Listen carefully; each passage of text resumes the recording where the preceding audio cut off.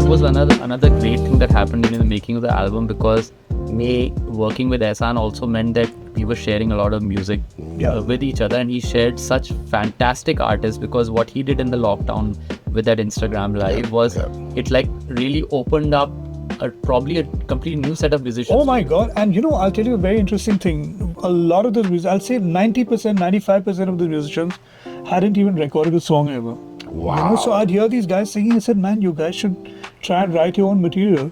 Today, I would say 75% of those musicians have music out on Instagram, on Spotify, on iTunes, and they enter music full time, man. That I think is a really, really beautiful thing that happened from the lockdown. Wonderful. Okay, let's progress on the soundtrack. Hey, listen, one second. Yeah, I need to do one punch in of that riff from Sure. Baba Boma, because that was played wrong.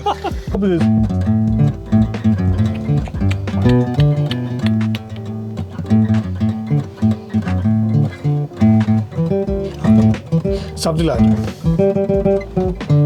No, but let's just try. One interesting thing about the riff was this was the first thing in the song and the last thing in the song. Because Ehsaan had made this amazing lick that kind of ruled and made the whole song, and then he refused to put it down because he was looking for the right tone. Oh my God! Mystery of the universe, where is that right tone? And he would go back home, change his guitars, change his amps, change the cabling. I don't know what he was doing, but that mystery of the missing tone for Wawa Boom. Wow. But eventually what I did, I hired this amp by a company called Vox, and Vox was the same amp that the Beatles used to use, and the Ventures and the Shadows, all of them. So I got one of those on rental, and put that in the studio, mic'd it up like the way they used to do it in the old days, and then I created this whole riff, which is.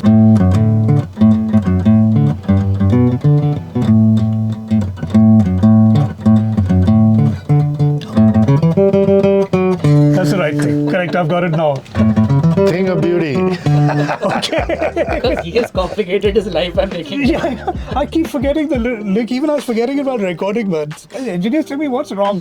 Do you want to take a break and come back? I said, no, let's do it, man. Have you made this lick? Yeah, because actually this last part was created by Loy. I had a different da-da-da-da-da-da-da-da. The same thing repeated. Yeah, correct. Yeah. Musicians at work. He looked at him and he did something else.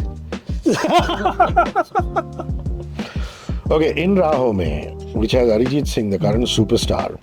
I mean, it's a given that if SEL call him, he will come, he will do a track. But why did you think of him to do this particular track? Well, we thought that we'd, end the film on a high, with this song. And we thought Archies would be very different for him to sing the song. Because he's not sung any songs like this. You know what I mean? So when we sent him the song, of course, he agreed immediately. And then I was chatting with him after we recorded. I said, Archie, this is really sounding super cool, He's saying, it's a mind-blowing song. I just love it, He's saying, I've never sung something like this, and so it's really a different thing for him to do, which is why we said, let's go with him and, take the song up a few levels. So in the film earlier, we had a different song that we were going to license. The Sugar. No. The Turtle song. Oh, yes, you're right. Yeah, so we were going to get that, and the negotiations went on for a year and a half. Oh my God. And we almost closed the deal, but it was too expensive. So whenever it's too expensive, you turn to Shankar and Loy for an answer and and you get it. Save us. So, And they said, And this song was composed entirely by Loy. He just sat on the piano, I swear.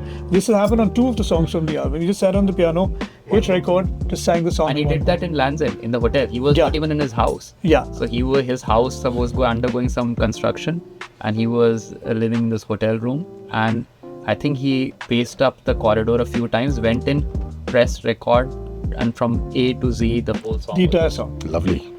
And the same thing happened with that last song as well. Yeah. Beautiful. Now, Dishum Dishum is a very cabaret style, very old school. It reminds me of the cabarets of Park Street in Calcutta. It's just beautiful. So, talk me through that, Ehsaan. See, that was supposed to be like a tango kind of thing, that kind of thing. But we said, let's make it a little funky, So I came up with this riff again. That thing, and created the whole song around this. And again, this was actually a lot of Shankar's input in this. Na na na na na na na na na na na na na. You know, those are all very, very different parts for any Hindi song. You know, you don't hear those kind of things. And then Loy went to town with the orchestration and the choir arrangement. And in fact, the choir, Even the groove you put was like yeah, funky groove. funky groove. Yeah, it suddenly breaks into this hip hop kind of thing. You know. On the vocal credits, excuse me, is Kelly Yeah. and Dot. Kelly, in fact, does a lot of work with Zoe, who's our K-pop. If you listen to our K-pop show every weekend on Radio 1, that's Zoe. And Zoe and Kelly do some interesting stuff. You should go and check them out online. Sorry, go Zoe ahead. from the States, season 3. Yeah, correct. So she does a K-pop show for us. She's very, very wow. popular. Okay, nice. Because she's nice. a total K-pop junkie. So Wow. she talks about Korean serials and Korean songs. She exposes us to new Korean bands. Well, the thing is that, you know, the choir that sang on this, including Kelly and a whole bunch of singers, you know, I mean, what are the names? There's two sisters who are now part of this band called Wish. Yeah. So anyway, so we got this choir, and every time we'd finish a recording, they say, tell us when the next recording is, we want to come and sing another song. You know, when we added this last song, they were like super excited. And Loy, really, the arrangements that he's done with the choir, I mean, he could be there in Hollywood, you know, arranging for a big, Wow. you know, Well, he's done a thing. fantastic job. Really. And also the way that tenderly he was working with these kids. It was just beautiful to see. I have some videos of that. Yeah. And it's just like beautiful the way that he was encouraging them, making them discover different parts. And it was just fantastic. Yeah, it's almost as though Loy has been waiting to do an album like this. Yeah. Away from the regular filmy Be Jerikamaro. the first one I was. But beautiful, lovely. And plum pudding has become very, very popular with the kids. It happens every week. I get a video from some friend of mine with his kid singing the song. So it's You know, interestingly, this song, that thing, that line was actually, we had composed it for another film where actually there was a situation where these a couple were fighting over the radio, you know. And every time it'd go to one channel, this thing would be playing like an old Hindi film song with that Hawaiian guitar. And when she'd switch, it'd switch to some other song, some Qawwali or something like that. And that whole situation got canned and film got made, came out in it. And when we had to compose Plum Pudding, you know, she said that this is the kind of feel that I want. Somehow this line came back to me, you know. And the whole song, that became like the hook of the song. Lovely. and lyrically also like these were supposed to be dummy lyrics. And when I I said like I think this is good. Let us stick with these. I can't go more dumb. My plum pudding. Yeah, and you know, like typically words of like the 60s and 50s, you make me feel like Sunday on a holiday. I mean, that's like so innocent and sweet, sugary sweet, Like I told Zoya when I saw the film, I said the entire film I could smell like baking cake, right through the film. I could smell cake right through the film. It was that kind of, the kind the of film. backing vocals of this song were not recorded in the booth. They were recorded in the room itself. Everybody All was of singing. us were singing. Shirin had sung in this. Zoya has sung in this. I know Shivani's also sung in it. Shivani sang the lead vocal. Lead vocal, yeah. But the backing vocals, there are lots of people who have asked us categorically not to credit them. But I'll tell you something. There's another story about the filming of this song, and with all due respects to Anglos, who've contributed so much to the, music in this country, that apparently they say those parties that they have, most of the parties end with a fight. Somebody Just people helping them each other. and sure enough, that guy comes to beat up. I believe so Jim Satya, who's a fabulous musician from the South, when we were doing the background score, he saw the film, and he's saying, correct, it ended correctly, they had a fight. Because he himself is Anglo, so it's just like, oh God. Well, God bless the Anglo-Indians and the kind of music that they gave us. And from time immemorial, you know that R.D. Burman was influenced by them, and a lot of these sessions players, of course, musicians who came in, a lot of them became guitar teachers, mentors to people. And it's wonderful that this film pays homage to all of that. One of the biggest discoveries in the film was Jim. Because of them, he worked on the score, and I discovered this amazing talent. Fantastic. He would just put his headphones on, and he would be like he would tapping on the keyboard. It would almost seem like a typewriter, and then he would take the headphones off and unplug that thing, and you would hear it in the beautiful parts. Wow. Amazingly beautiful parts. Jim Satya, I hope we get to work together again. Big ups to Jim See, the Satya. thing is that we put him in that space, the space that, he'd probably want to do for a long time, do like a soundtrack which is very, very 30s, like the older films, with the old black and white films, that kind of soundtrack. So he was thrilled, and of course, he delivered. Both him and Loy, actually. They were doing most of the work. I was like, chilling most of the time. You were creating the genius licks. The genius licks, correct. Actually, yeah, this one. Those are all very, very 50s sounding things, There are so many layers in these songs. It's because I know the songs inside out. There are so many hidden parts. If you really break down these songs, there are it's like a directory of music.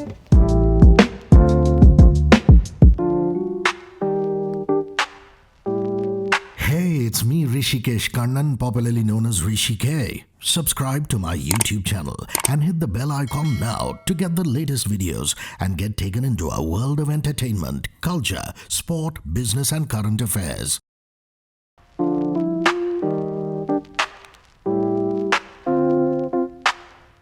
So, like I said, I will make you play one from the Archies soundtrack and one which will be a cover which will come at the end. And with Ehsaan, it's just going to be the music. You have to sing now Lonely July. Lonely July by Ankur Tewari, and he's actually sung it in the movie. What is your alter ego called? You better remember it because he might become a mainstream character now. Zoya is threatening me to. Zoya told me that in an interview. Yeah. She said, what do you think if I bring this guy back as character? I said, fantastic, Michael. I said, Michael. She says, yeah, I'm really thinking of it, man.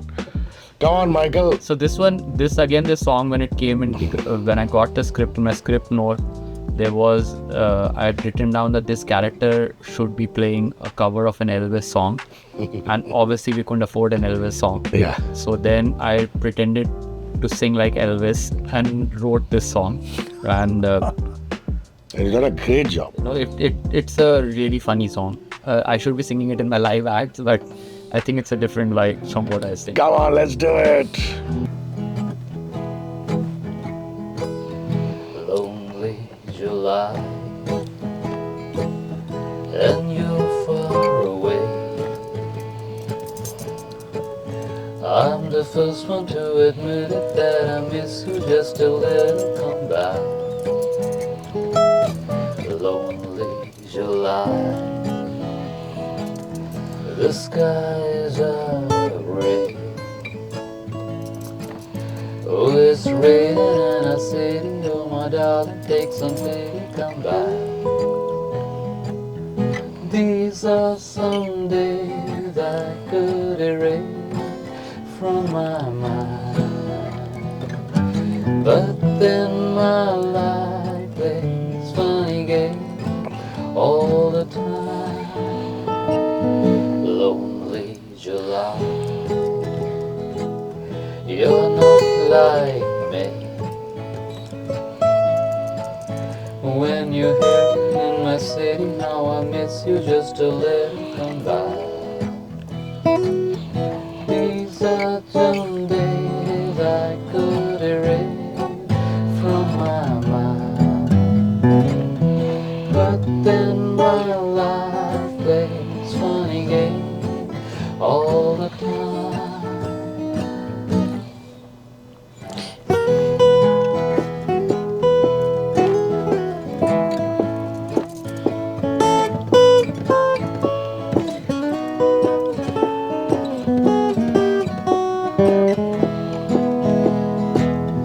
These are some days I can't erase from my mind,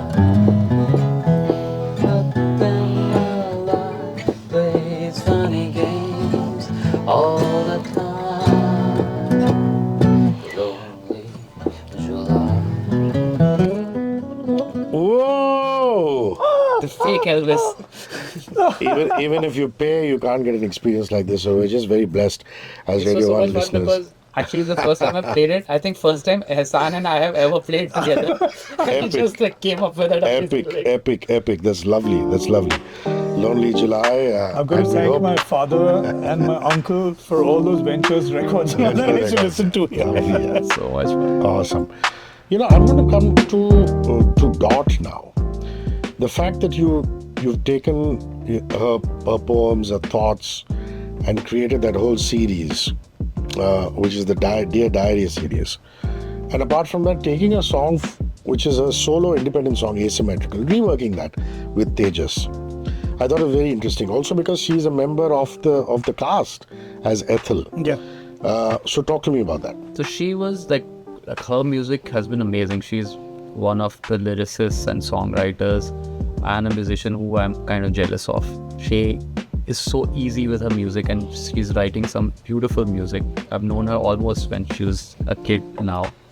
And she's Segal's daughter, man. He's the original, the OG. He's one of the reasons. He started Rock Street Journal. I learned how to play the guitar because Rock Street Journal used to have those guitar tabs where I found out guitar tabs for for those of you living under a rock, Dot's real name is Aditi Sehgal. Dot's dad, God bless his soul, used to run a publication out of Allahabad called Rock Street Journal, which became really, really famous. And guys like Tigmanshu Dhulia, now famous music directors, turned around and said they used to be in bands with Sehgal. So continue. So her music kind of really fit the vibe of the movie. When I started working on the project, I made a playlist of songs that could, really form the whole palette for the film. And her songs were there. And I had just recommended her as a musician to Zoya in the movie, and we did a Zoom conversation where while speaking to Dot, Zoya, as soon as the Zoom got done, she said, "Should I just cast her?" You should ask her. And she did. Like, she found that she could be the right character to play Ethel, and we used her as the voice of Betty in the movie. And in the movie, in the script earlier, Betty was just writing these diaries. That's right. And because we had Aditi working with us, Dot working with us, we said, why don't we make those as musical parts instead of just being voiceovers? And she kind of reworked the same melody 4 times in different ways and different moods, and created these 4 beautiful pieces that became Betty's Diaries. Lovely. Well, good on you, Dot. And thanks to you for exposing us to Dot and her music, because we got her in. She did 4 wonderful episodes for us called the Dot Indie Top 5. She'd come in every week and pick the top 5 indie songs of the week. Did a YouTube episode which did very well. Did radio episodes for us. And she's got a bright future. There's no doubt about that. I like Everything is Politics because it's really Javed Akhtar's victory as a lyric writer. I love the tune. And it really is about questioning everything as a young kid. All of us did. Why is something like this? Why is something like that? And the disillusionment of things not going their way, and then the positivity of saying we're young, we'll make it happen. So, any thoughts on that song? That was the first song we composed, actually. Yeah. They came up with that hook, Archie, Archie. The song, so that's where it originated from, and then we built up around it. And actually, we didn't know what the words were going to be. That Everything was Politics was added in later. We just came up with Lloyd singing it. Wow, so it was actually the music first? They wrote, yeah. And then you wrote over that. No, I must say, he's very fast with coming up with rough lyrics. I was a rough lyricist. Some of those rough lyrics ended up being the final lyrics. Oh, very nice. This was Zoya's script note. Like, this song was Everything is Politics was her script note as well. That she wants to write, she wanted to express this, like, everything that we do around us is politics. And we should not shy away from discussing anything, whether it's like what kind of clothes you're wearing, what kind of food you're eating, to what kind of music we're listening. We should have a point of view on that, and that will be posed running. Jab Tum Na Thi has Suhana, Shah Rukh Khan's daughter, her voice on it. It has it's a Shankar Ehsaan Noorani composition with Tejas also on main vocals. So that's interesting. Suhana's character, which is Veronica Lodge, sings on this particular one. Yeah.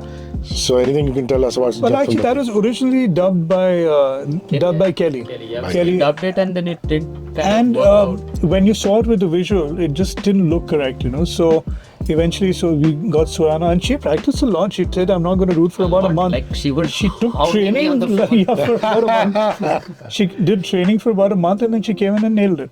Good. It was really, I like She's that. a attitude. hardworking kid. Yeah. Excellent. Lovely. Super hard. Like even the I think she worked the hardest with her skating as well, and singing, and it was a beautiful visual to see Shankar working with her again, like how Loy worked with the choir, of how Shankar kind of guided her. It was a kind of masterclass for me to see. Exactly like he worked with Abhay Deol and all for Zindagi Na Milegi Dobara. You know, it's just he throws me out of the room always when there's vocal takes. You know, because I like start cringing notes out of pitch and all that.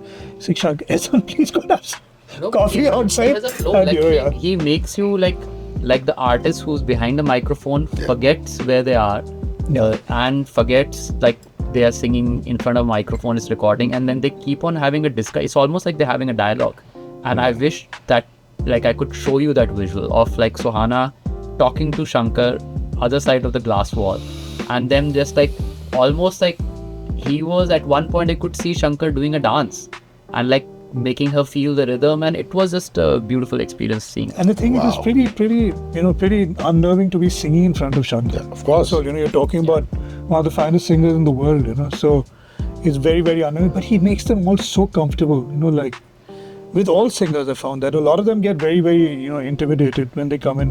And they try first to copy exactly what he sung, which is impossible. So he says, you know, I want you to sing it your way and this and that, and makes them comfortable and gets a really good performance out of them. Nice. It's so appropriate that he has the Shankar Mahadevan Institute now. So many young students who are benefiting from his immense expertise and talent. He's an amazing teacher, and he teaches you in ways that you don't even realize that you're learning. Like whenever I used to leave Purple Haze and I live quite close by, I used to walk back, and I used to relive the whole day. It was like you've been to a Masterclass. Yeah. Chuna Asma is your solo with the Islanders? Yeah, we did Chuna Asman again. It was a song that it was one of the 4 or 5 demos that we had made with the Islanders as demos that we should get a song like this. And Zoya kind of loved the vibe of the song. And then we played it to Ehsaan and Loy. They approved of it for being in the palette of the film, and it was really fit really nicely.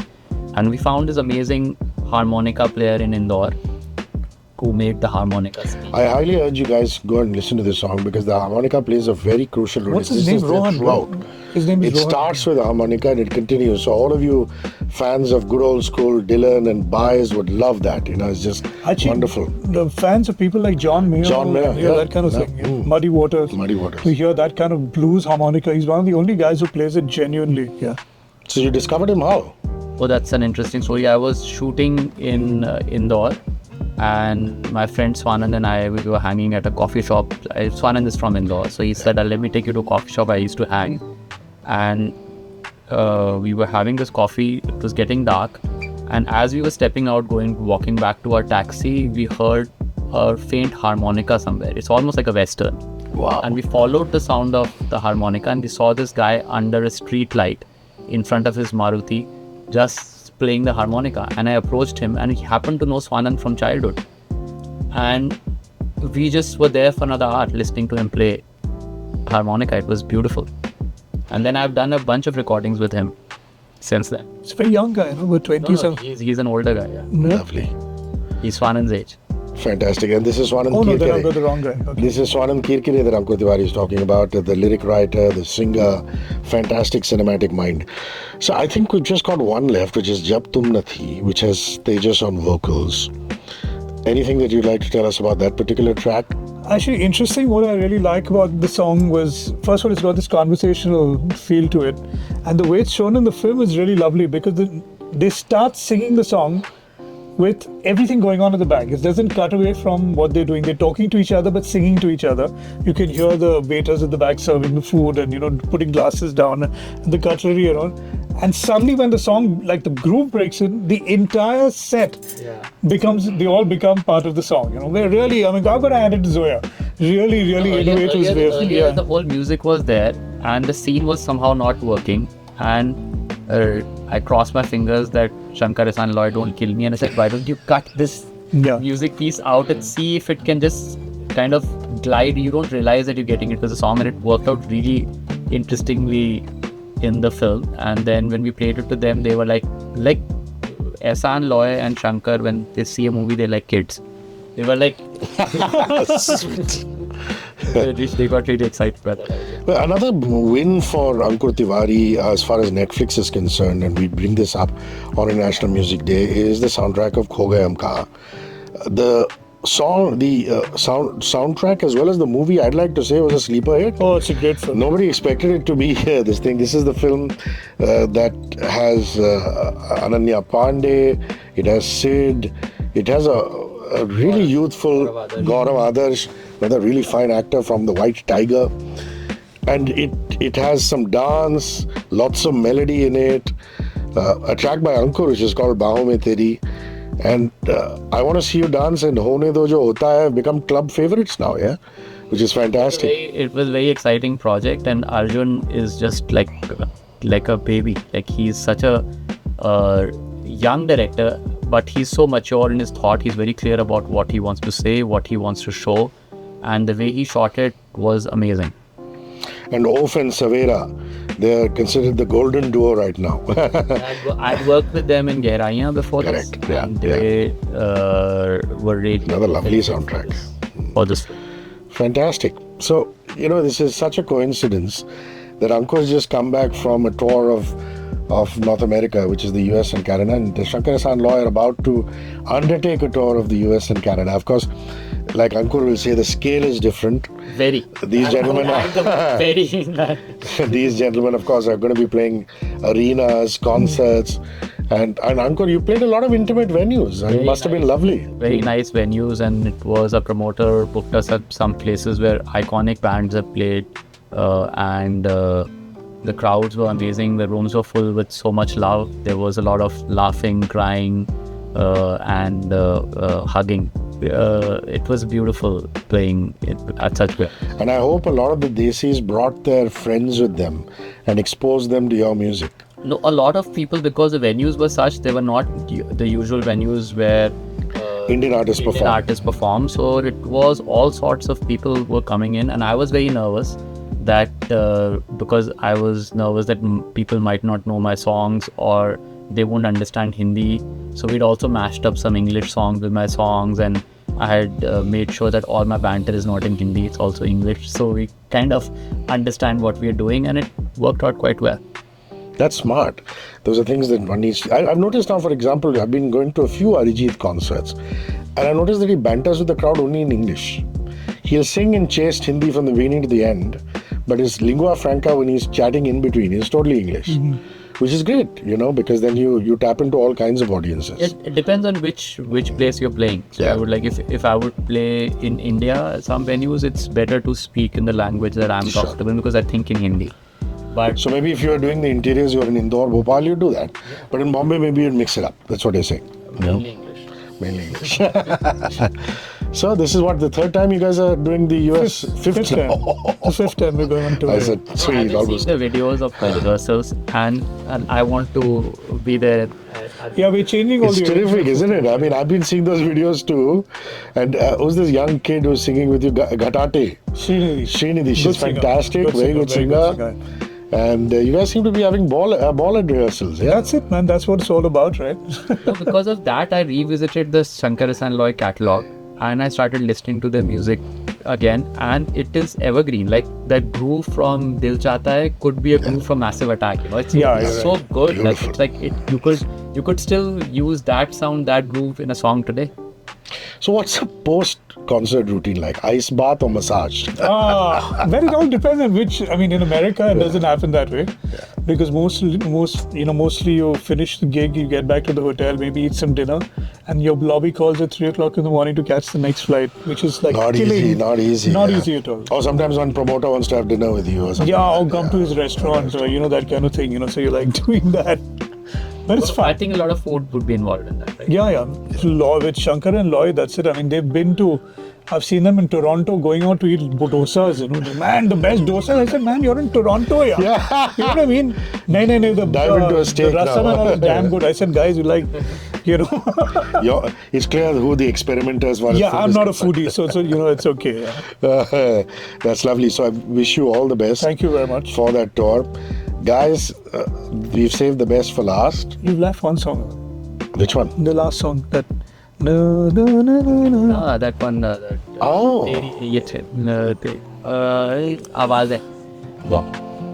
Na, na, I am so glad that I have you guys here.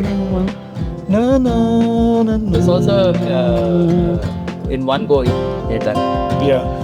तुम भी Oh. मेरे साथ ये सारी आवाजें. ये सारी आवाजें, yeah.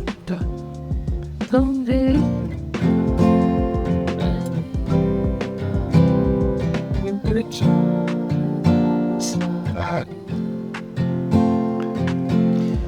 Yeah. So Ehsaan has officially completed his quota of one song from the movie by backing you up on your track which you had vocals on and this one. Yeah, but this song is a very important song in the film because Yeah. that's when the entire Yeah. plot changes. Yeah, just Tejas's vocals originally. Yeah. again if you hear, for the geeks of movies, if you hear the song in the soundtrack and what the magic they've done in the score in the song is for me, it was a big learning because it's a fantastically beautiful song in the soundtrack, but when you see the movie, they did a shift Yeah. with a bend and it goes into this nervous energy. Yeah. And you pull it back. It is But like- all maintaining the pulse of the song. So you don't lose the song, you know, because that is very difficult. But you can't keep the song continuing. True. The parts, you know, when he hides all those applicators forms on top of the cover and all. We couldn't just continue the song. But Loy very cleverly incorporated the score, him and Jim actually, into the groove of the song, you know. It was like it got because I knew the song for what we had made for the soundtrack, but I didn't know how they're going to use it in the score.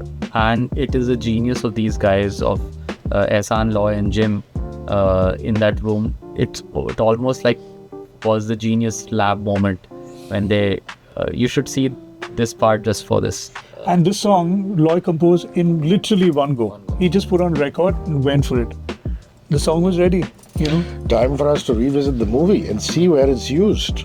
You know, now this is described so beautifully in a Lokunti. And That Javed is Saab, wonderful. they just sing one part again because he had sung Awazein and he said it's Awazein, not Awazein. Awaze, correct. Said like Awaze is Yeah, very Punjabi Javed thing. Saab was very, very particular about that. Awaze. Thing of beauty.